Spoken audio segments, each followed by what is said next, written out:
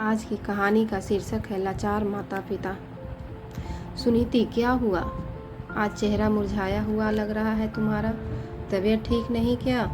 हाँ, थोड़ा छाती में दर्द सा महसूस हो रहा है। लगता है एसिडिटी का दर्द सीने तक पहुंच गया है। जरा एक गिलास पानी और एसिडिटी की गोली तो देना मुझे। हाँ, अभी देता हूँ, तुम घबराओ नहीं। गोली खाकर सुनीति सो गई। सोचा रसोई में नाश्ते के बर्तन पड़े हैं जूठे, वो साफ कर देता हूँ और दोपहर के लिए दाल चावल चढ़ा देता हूँ कुकर में। उसकी तबीयत खराब है, आज उसको परेशान नहीं कर सकता। उसे कुछ हो जाएगा तो मैं अकेला कैसे जीऊँगा? आजकल यही चिंता सताती रहती है मुझे। मेरी उम्र 75 साल की हो गई है और वो 70 साल की है।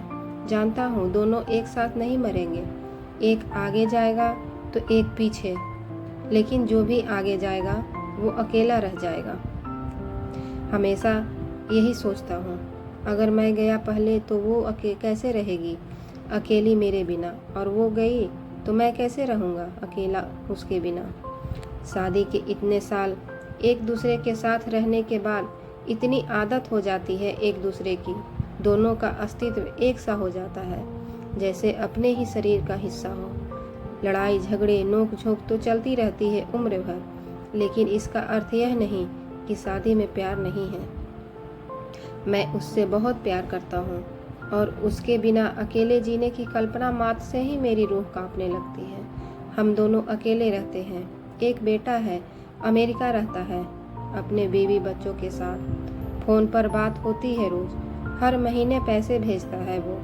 कहता है पापा आप इधर आ जाओ मेरे पास रहने के लिए, पर हम ही नहीं जाते। ऐसा अक्सर मैं लोगों से कहता हूँ जब भी वो मेरे बेटे के बारे में पूछते हैं। दरअसल मेरा बेटा इसी शहर में रहता है अपने परिवार के साथ। पहले हम सब साथ रहते थे, पर हम लोगों की आपस में बनी नहीं और हम अलग हो गए। मेरे पास 2 घर है, एक 2 कमरों का और एक 3 कमरों का। मैं सुनीति को लेकर 2 कमरों वाले घर में शिफ्ट हो गया। मैं अपने बुढ़ापे के दिन इज्जत और शांति से गुजारना चाहता था, इसलिए अलग हो गया। मैं और सुनीति दोनों की सरकारी नौकरी थी, हमें पेंशन मिलती है जिससे हमारी गुजर बसर आसानी से हो जाती है। अपनी मर्जी से आज़ादी से जीते हैं, शान से। उसके पैसों पर निर्भर नहीं है हम। अरे सुनीति उठ गई, देखता हूँ कैसी है। मैं ठीक हूँ सुनील, अब चलो खाना बना देती हूँ। नहीं रहने दो, मैंने बना दिया है। सुनीति की आंखों में मुझे नमी दिखाई दी। सुनील, कितने दिनों से नमन का फोन नहीं आया है, उससे बात करने का मन कर रहा है। मैंने किया था फोन उसे, उसने कहा बिजी है वो, बाद में बात करेगा। मैं जानती हूँ उसका बात कभी नहीं आएगा। 1 महीने से नमन से बात नहीं हुई थी। हमें सिर्फ वक्त चाहिए था अपने बेटे से, बस दिन में एक बार फोन करके हाल चाल ही पूछ ले। कैसे हो आप दोनों? किसी चीज की जरूरत तो नहीं? कोरोना का समय है, काम वाली ने आना बंद कर दिया है। कैसे तो बुढ़ापे में एक दूसरे को संभाल रहे हैं। उसे एक बार भी नहीं लगा हमें उसकी जरूरत होगी। वक्त ही तो मांगा था, पैसे तो नहीं। सुनीति रो मत, तबीयत खराब हो जाएगी। चल खाना खाते हैं। रात को अचानक सुनीति की छाती में दर्द हुआ और उसकी सांसें उखड़ने लगी। इस बार एसिडिटी का दर्द नहीं था।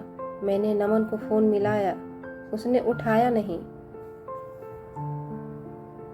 पड़ोसियों का दरवाजा खटखटाया तो उन्होंने खोला नहीं। मेरे घबराहट के मारे पसीने छूट रहे थे और आंखों से आंसू बह रहे थे। ज्यादा सोचने का वक्त नहीं था। मैंने मास्क पहना, सैनिटाइजर लिया और जैसे तैसे सुनीति को कार में बैठाया और हॉस्पिटल ले गया। कोरोना के कारण वैसे ही हॉस्पिटल का बुरा हाल था। बहुत हाथ जोड़े तब जाकर उसका इलाज शुरू हुआ। वो आईसीयू में थी, उसे दिल का दौरा पड़ा था। आसिमा ने बताया, बड़ी भली लड़की थी, उसी ने सब मदद की, मुझे चाय तक ला कर दी। मैंने बेटे को फिर फोन लगाया, इस बार फोन उठा लिया। तुम्हारी माँ को दिल का दौरा पड़ा है, जल्दी हॉस्पिटल आ जाओ, वो आईसीयू में है। पापा, मैं अमेरिका में हूँ अपने परिवार के साथ। 1 महीने हो गया है मुझे यहाँ आए हुए। कोरोना के शुरू होने से पहले ही मैं यहाँ आ गया था। अच्छा जॉब ऑफर था, छोड़ नहीं सकता था। क्या तूने जाने से पहले बताना हमें मिलना जरूरी नहीं समझा? ऐसे कैसे चला गया तू बिन बताए? माँ बाप है हम तेरे, शर्म आनी चाहिए तुझे। नहीं, शायद हमें कि हमने ऐसी संतान को जन्म दिया। सॉरी पापा, सब कुछ बहुत जल्दी में हुआ। नए देश में सेटल होना, सब तैयारी करने में वक्त नहीं मिला। माँ का ख्याल रखना, मैं पैसे नहीं भेज पाऊंगा। कोरोना के कारण अमेरिका में हालात खराब हैं। ये वाला नंबर बंद करने वाला हूँ, नए नंबर से कॉल करूँगा, सेव कर लेना। यह कहकर उसने फ़ोन रख दिया। पैसे के लिए फ़ोन नहीं किया था, मैंने तो अपना बेटा समझकर फ़ोन किया था। इस वक्त मैं अपने बेटे के सीने से लगकर रोना चाहता था, पर मैं अकेला था, कोई कहीं अपना नहीं था मेरा। पहली बार खुद को इतना अकेला और लाचार महसूस कर रहा था। मेरी आंखों से आंसू बह रहे थे। आज 2 दिन हो गए थे सुनीति को आईसीयू में। वो खतरे से बाहर थी, लेकिन दवाइयों के असर के कारण नींद में थी, बात करने की स्थिति में नहीं थी।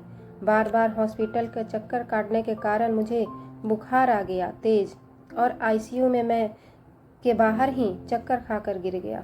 मुझे कोरोना हो गया था। मुझे कोरोना वार्ड में भर्ती कर दिया गया।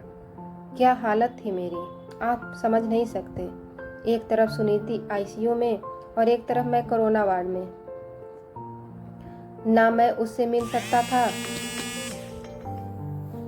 ना वो मुझसे। बस मुंह से एक ही बात निकल रही थी, बीमारी बुढ़ापे की कमर तोड़ देती है और सहारा देने वाला कोई नहीं होता। हम दोनों को सहारे की जरूरत थी, पर कोई सहारा देने वाला नहीं था। कोरोना से मैं ठीक हो गया था, सुनीति भी वार्ड में शिफ्ट हो गई थी, मगर मैं अभी उससे मिल नहीं सकता था। कुछ दिन मुझे आइसोलेशन में रहना था, उसको मुझसे इन्फेक्शन हो सकता था। डॉक्टर आसमा मेरी सारी कहानी फोन पर सुन चुकी थी। वो जान गई थी कि हम अकेले हैं। वो मेरे पास आई। चलिए अंकल, आप मेरे घर चलिए कुछ दिन रहने के लिए, आपको केयर की जरूरत है। नहीं बेटा, तुमने कहा यही बहुत है, मैं कर लूँगा अपनी देखभाल कैसे भी। तुम परेशान मत हो। परेशानी कैसी? मैं अकेली रहती हूँ, मेरे माता पिता अब इस दुनिया में नहीं हैं। ना जाने क्यों मुझे आप में अपने पापा की झलक दिखी। प्लीज़ आप ना मत करिए। डॉक्टर आसमा मुझे और सुनीति को घर ले गई। घर पर ख्याल रखने के लिए एक नर्स रख दी। सुनीति अब ठीक हो गई थी। बार बार पूछती, नमन को फ़ोन मिला दो। आपने उसको बताया नहीं होगा कि हमारी तबीयत के बारे में। उसे पता होगा तो वो हमसे मिलने जरूर आता। मैं हंसने लगा। क्या हुआ, ऐसे क्यों हंस रहे हो? अपना खून है वो हमारा। देख लो, उसे पता चलेगा कि हमने उससे बताया अपनी बीमारी की इतनी बड़ी बात छुपाई है तो कितना नाराज हो जाएगा हमसे। सुनीति मेरे मना करने पर भी खुद फ़ोन लगाने लगी। नमन ने फ़ोन उठाया और कहने लगा, माँ अभी रात हो रही है, मैं सो रहा हूँ, सुबह उठकर बात करूँगा, और फ़ोन काट दिया। सुनीति सुबह ही तो है, फिर उसने क्यों कहा रात हो रही है? सोया हुआ हूँ मैं। पागल हो गया है क्या यह लड़का? शायद सुनीति ने नहीं देखा, ये बाहर का नंबर था। वो अमेरिका चला गया है अपने परिवार के साथ। 1 महीने हो चुका है। मैंने फ़ोन किया था जब तुम आईसीयू में थी। सुनीति हैरान थी, रो भी नहीं पा रही थी। वो मेरे गले से आकर लग गई और रोने लगी।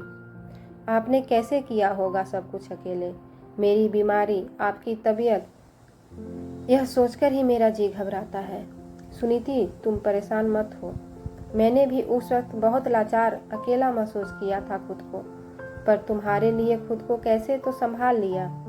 जब तक तुम हो मेरे साथ तब तक मैं बूढ़ा जरूर हूँ, पर लाचार और अकेला नहीं।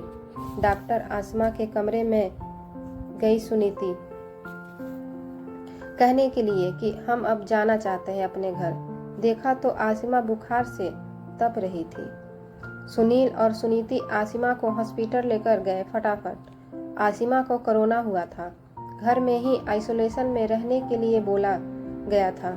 साथ में कुछ दवाइयाँ देकर घर भेज दिया गया था।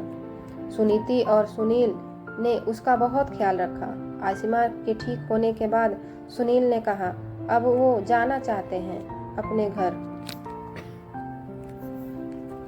बहुत तकलीफ दी तुम्हें बेटा, शुक्रिया कहकर जो तुमने हमारे लिए किया, मैं उसका अपमान नहीं करना चाहता। भगवान तुम्हें हमेशा खुश रखे। सुनीति ने आसिमा को गले से लगाया और रोने लगी। आसिमा ने कसकर सुनीति को प्यार किया और मेरी तरफ देखकर बोली, मैं अपने माँ पापा से फिर से अलग नहीं होना चाहती।